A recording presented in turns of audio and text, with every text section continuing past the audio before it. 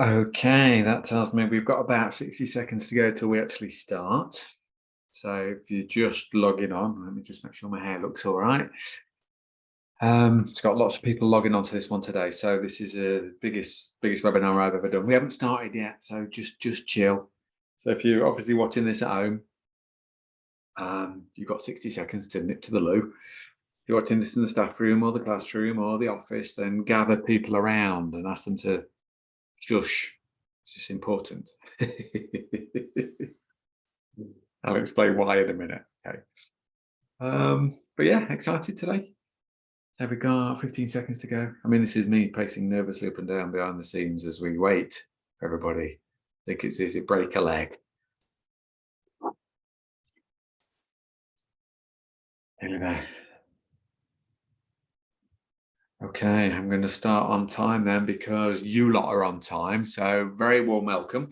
Welcome to, well, we call it the Special K or the K-shaped recovery. I'll explain what that means in a second. But meantime, welcome. I'm Andy, and this is beamed sort of live from my back bedroom office thing in Derby. So super excited. Give quick context, I've spent nearly 20 years now researching a subject called positive psychology, which is essentially the DNA of what we're going to be doing in the next 20 minutes. I know loads of you have heard me before. I mean, the truth is, right, this is going to be Zoom. So I'm on Zoom right now, but because there were literally thousands of people wanted to attend, we couldn't do it on Zoom. So I'm on Zoom, but this is now, I think, being live into YouTube and Facebook. So wherever you're watching from, whichever country and whatever platform you're on, warm welcome from me. And that's the thing, straight away, there's pressure, isn't there, right? Because you're watching it on YouTube and nobody's got time to attention spans are so bad at the moment, aren't they? There's literally the pressure on me now. If I don't say something interesting or important in the next 60 seconds, I've actually lost you, haven't I? There's literally a cat video buffering right now. Hold off the urge, people. Give me your best attention. It's 20 minutes that might just change your life and the lives of the people around you, actually. So off we go. Now, I've got some notes, all right, but it's not just PowerPoint. I've got literally just 20 minutes of your time. So the aim is, it's four things, right? It's a big question, then it's a big issue, then it's a big leader, and then it's a big solution. All right, so it's big stuff today. It's probably I'm the most nervous I've ever been doing a webinar because it's the biggest theme that I've ever tried to tackle on a webinar in 20 minutes. All right, so wish me luck. So big question to start with. Now, the big question is, and it's quite a lazy question, but it is a big question. It's a question that is very commonly asked to children. And it's a question that I got asked when I was 9 years old. And the question is, of course, what do you want to be when you grow up? Now, I get that we ask kids that, but it's not a very good question, is it? So my teacher, Mr. Bell, asked me that exact same question when I was 9. Andy, what do you want to be when you grow up?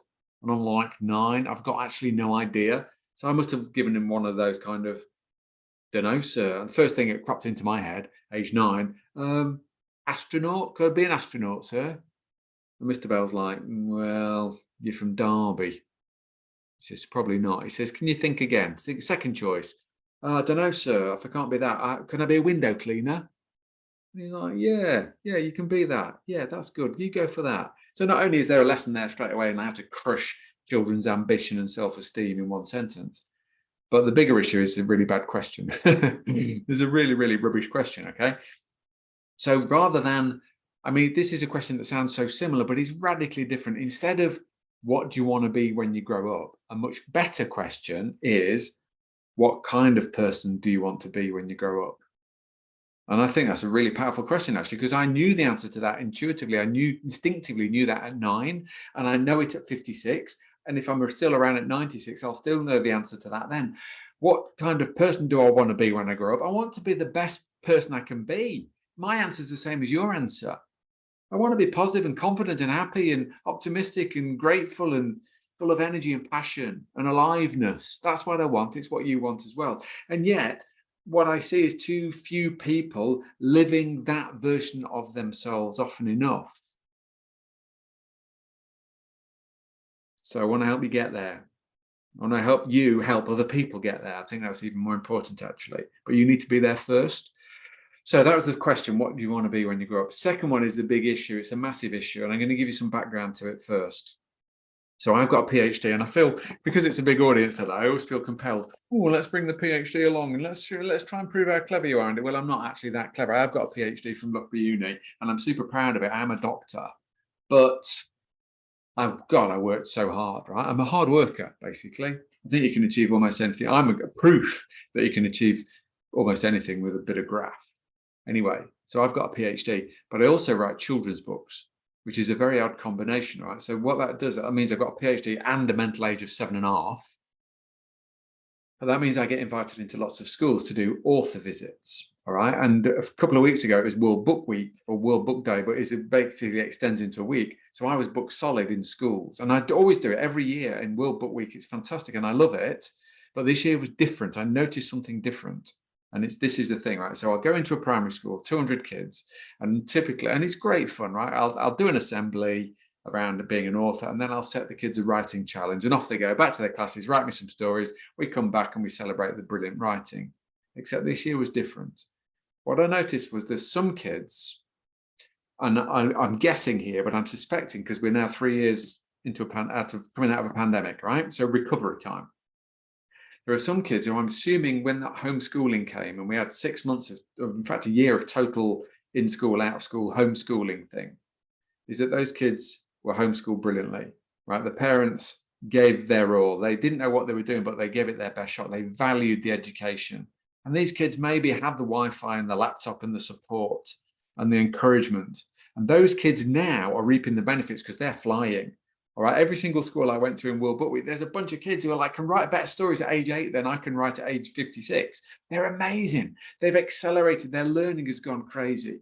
And there's also a group of kids, quite a big group of kids that I've never seen before, who've taken the opposite trajectory. Right, this K-shape. Let me put your diagram on. So there's a bunch of kids out there, age 8, 9, 10, who actually can't read and write. Right, and I'm not making this up. I'm like, and they've lost hope.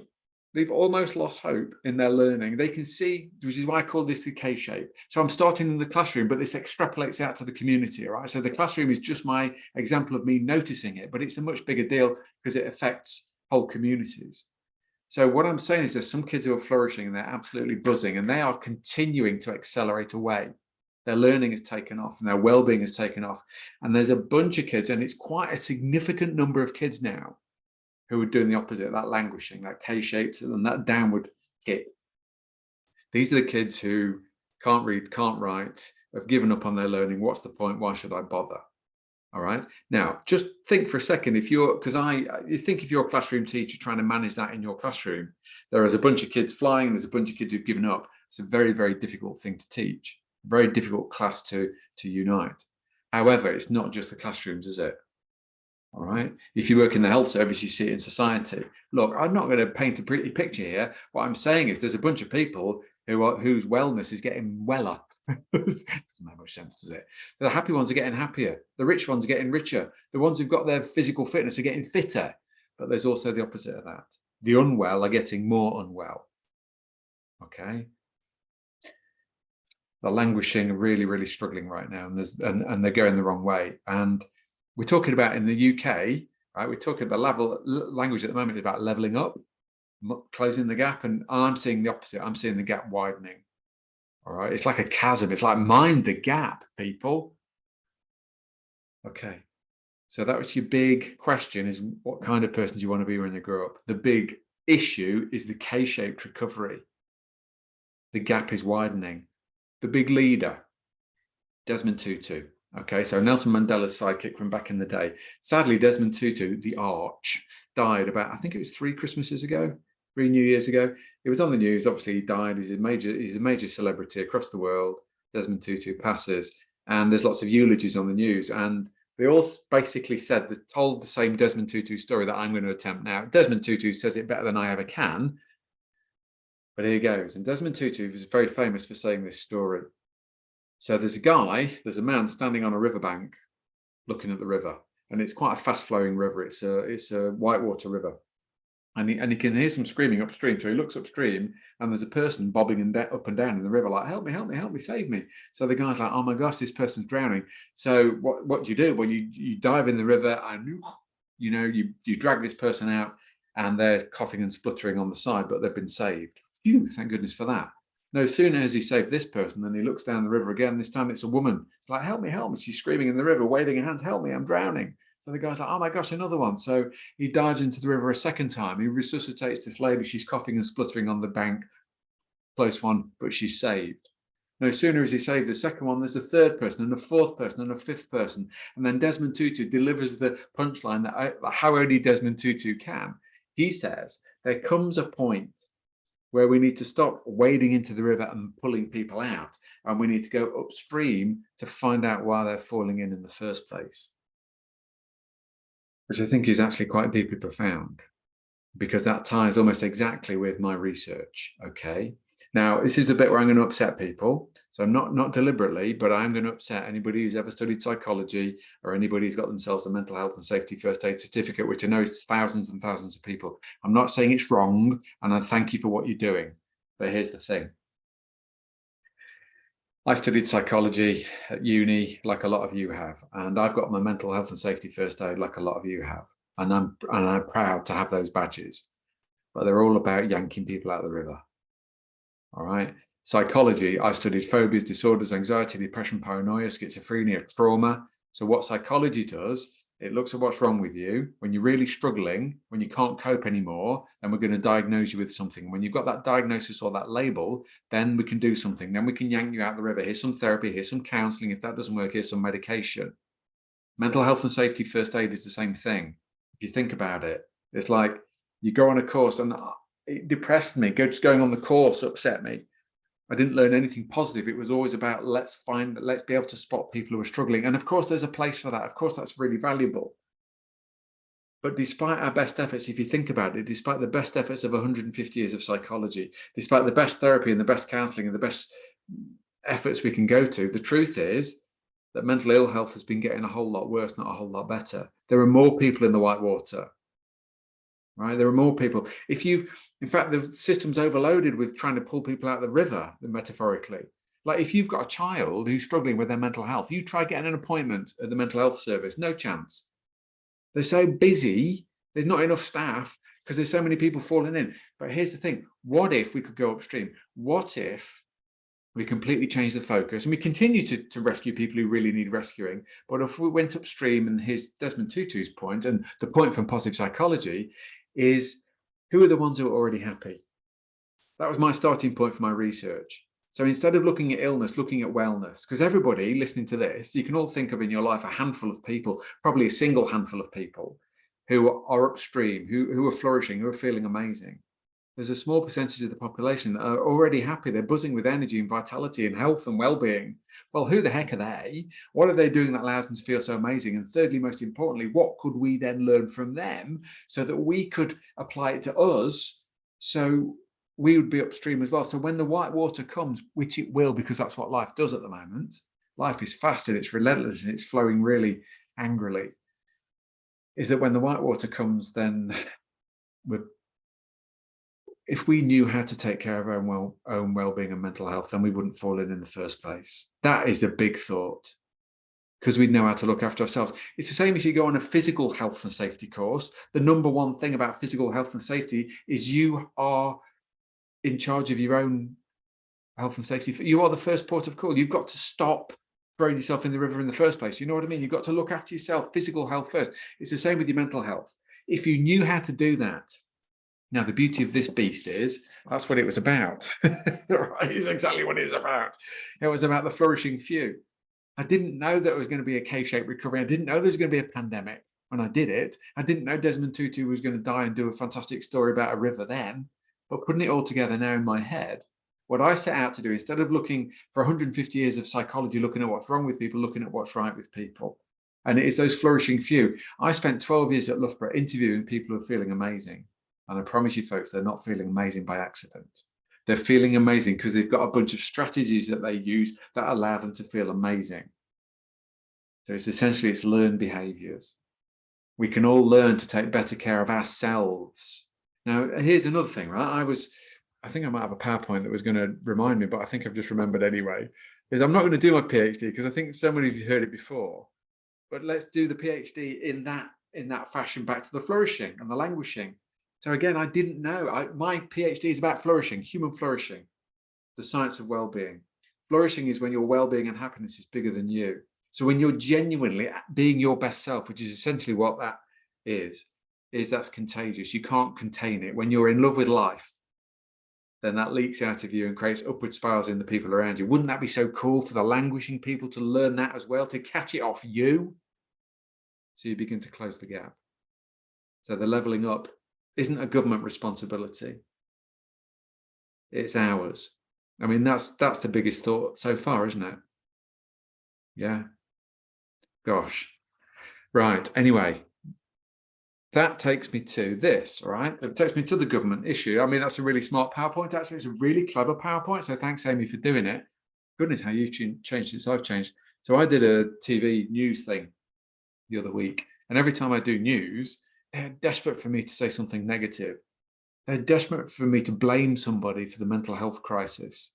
Oh, is it the government's fault? Please, Andy, say it's the government. It must be the government. Are they underfunding it? And I'm like, well, probably. And there aren't enough staff, probably. But whoever's in charge, there'll never be enough money to fix everybody. But there might be enough money to prevent it happening in the first place. That's the thing. But is it the government's fault? Look, we can all do better. I'm not a political beast. Of course, the government can do better. But I'm talking personal responsibility. I'm talking about taking personal responsibility for putting myself upstream, for learning some stuff about my own well-being and health that inoculates me against the worst of the world, right? And if I'm telling you that's a learned behavior or a set of learned behaviors, then I can't think of anything more important you'd ever learn. Remember, flourishing, if you learned it, it leaks out to you and upward spirals in the people around you. You close the gap. You are the one. I think that's a bit of a revolution. So what's the solution, right? So we have a big question. What do you want to be when you grow up? Yeah. Then the big, it's all big stuff. It's all big stuff, right? Now, here's the solution. This is going to sound, I don't want it to sound like a sales pitch because it kind of isn't really. I mean, we're not trying to make money on this, but I think we've got a solution, all right? So I'm going to present the solution to you. Two prongs, well, lots of prong solution, but two new programs that we're doing. That the first one, we call it Lead Well. How to become a leader, a well-being leader, not a well-being follower. All right. I think mental health and safety first aid, I'm doffing my cap. I've got the same thing. I like it, but that's following. It's looking around at what everybody else is doing. All the other businesses are doing that. So let's do that as well. A well-being leader's upstream, right? So Lead Well trains you to be a well-being leader. It takes you through essentially what Lead Well is, right? It can be designed for businesses and schools, and we're doing online for individuals as well. It takes this PhD, takes all the big words out, replaces them with great fun, and it's a 1 day, 2 day, or 3 day program where you're immersed in lots and lots of stuff that comes under the umbrella of positive psychology. For those who don't know, that's anything positive. That's positivity. It's confidence. It's self-esteem. It's purpose. It's strengths. It's goal setting. It's a panoply of fantastic subjects that get you to come alive and be your best self. So we take you through these modules, and then the kicker at the end is that we challenge you to implement well-being into the DNA of where you work and where you live. So it can be a community program, it can be a school program, it can be a workplace program, but you become the one who goes upstream and takes other people by the hand and leads them there as well. Okay.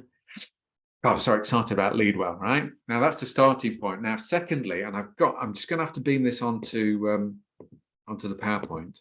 So obviously, I got loads more details if you wanted to be a part of the revolution. This is a revolution. I'm not going to mince my words. It is a revolution. This is, for me, even more exciting. It kind of comes hand in hand with Lead Well. But we've got something called the Wellbeing Award, which is basically, it is the PhD distilled down into about an 8-hour program. It's designed for anybody age 15 or above. So it can work in schools, it can work in unis, it can work in colleges, it can work in businesses, it can work in staff rooms, it can work in offices. And this is delivered, it can be hybrid, it can be totally online, it can be workshops, it can be anything. This is the online, it has got my face on the introductory video. Forgive that, all right? Get over that. It's actually, once you get past that, it's really good. It's 6 modules. I'm just going to go, this is like live online now, all right? So I'm just going to go through them super quick. It's a mix of videos and activities. And at the end of the program, at the end of the 8 or 9 hour program, you do get yourself a certificate in wellbeing. Now, the certificate isn't a guarantee. Let me just come back to full screen to explain. The certificate of wellbeing isn't a guarantee that you're going to live happily ever after, because nobody can guarantee that. All right. But it is you taking responsibility for going upstream and equipping yourself because the only guarantee really is that the white water will continue to come. It isn't going to go away, is it? Nobody's handed an easy life. So back to why we've designed this and why we've gone about it the way, because we want it to be totally flexible. It's for the revolutionaries. So it's got 6 modules. So module 1, the art of being brilliant, which is our launch pad anyway. It's what we're most famous for. It's the best keynote, the best workshop in the world. But now it exists online. Module 2 is bounce back ability, or you might call that resilience, but we love the word bounce back ability. Module 3 is relationships, and then 4 is about purpose. 5 is around fire up the future, which covers goal setting and values. And 6 is more of a physical one, self-care, it's eat, move, sleep, that kind of thing. And the idea, let me just pick a module at random. Let's go with, do we go with bounce back ability? Let's have a look. So if you go on bounce back ability, it's got an introduction. So if I click on the intro, it's got a bit of blurb and what the science says and all that kind of, a bit of, wanted to look a little bit academic. Then there's videos. That's our Susie doing her thing. I don't know what Susie's going to say on that, but that's a 15-minute video. Sorry, I'm just showing the sound. I used to love those classic Looney Tunes. Me too, Suze. Me too, Suze. All right. So essentially, each of the 6 modules has got 2 short videos, and then they've got activities. I'm just going to go. I don't know. I can't remember. Right. Activity number 4: water the flowers, not the weeds. So this looks like a gratitude activity. So, and the point is that you type in your answers. Blah blah blah blah. You type in your answers, and then you can save it and keep coming back to it. So you can get this going across your organization, across your school, whatever. At the end of it, you've got lots of things to watch. You've got lots of things to talk about. You've got your own personal logbook in there. Look, I'm not going to go any further than that. I'm really not. I think ultimately what I'm trying to get across to you is the importance of doing things differently. Well, those 2 words really. Pretty much every time I do a webinar or a workshop now, it's like, you matter. You really matter. Your well-being and your mental health matters, not only to you, it matters to the people closest to you. It matters to your family. It matters to your friends. It matters to your work colleagues and your customers. All right. And it needs to matter to you. Me caring about your well-being is one thing, but you need to care about it. All right. So for the revolutionaries now, look, time's up now, and I've gone over time. I don't want to bore anybody. I'm just trying to think about this K-shape. I'm visibly seeing the K-shape in schools, and I'm seeing it in societies and communities. You will be as well. So I'm proposing a solution. Instead of fishing people out, instead of doing more of the same and mental health getting worse and worse and worse, despite our best efforts, is something completely different. Is getting people equipped with the necessary prevention, the well-being top tips, the academia, the knowledge and the skills to take care of your own well-being. That's surely, and in kids' language, that's hashtag no-brainer. All right. So what I'm going to do, I'm going to dip out of this now. And obviously this is either on YouTube or Facebook, so it's difficult for me to interact. But like I said at the start, we're doing this because of the nature of the size of the audience that we've got today. But I'm going to put a Zoom link and my email in the discussion below this somewhere, or the team will, because I don't know how to do that. They're going to put a Zoom link in there, and I'm going to pop up on that Zoom link like now for as long as necessary for anybody who wants to chat about anything that I've spoken about right now. Okay. We've got all sorts of special offers on prices and deals. Because the Wellbeing Award is brand new, we want to get it going. So I think that my thing is, in 10 years' time, we'll look back at this and there'll be hundreds of thousands of people who've been through this program who are absolutely buzzing with life. So welcome to the revolution.